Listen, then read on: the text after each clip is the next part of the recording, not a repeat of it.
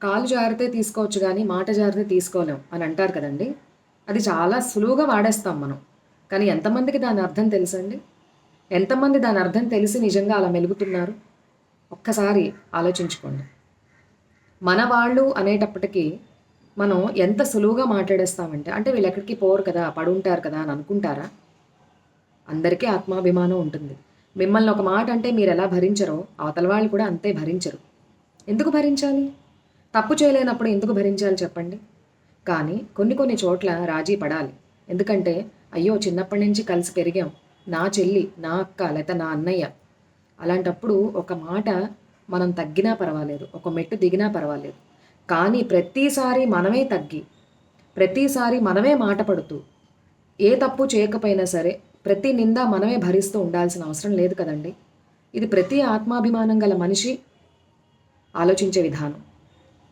కానీ చిన్న మాటకి పెద్దవి చేసుకుని, పెడర్థాలు తీసుకొని, పక్క మాటలు విని, చెప్పుడుగొట్టు మాటలు విని, చిన్నదాన్ని పెద్దది చేసే వెధవలు చాలామంది ఉంటారు. అలాంటి వాళ్ళ మాటలు పట్టించుకోకండి. ఎందుకంటే మనం కలిసి ఉండడం వాళ్ళు చూడలేకపోతున్నారు. ఇలాంటి వాళ్ళు కూడా ఉన్నారు. మన చుట్టూనే ఉంటారు. మన ఇంట్లోనే ఉంటారు. కాబట్టి దయచేసి చిన్న చిన్న విషయాలకి ఎప్పుడూ కూడా తగాదాలు పెంచుకోకండి. మాట్లాడుకొని సెటిల్ చేసుకోండి.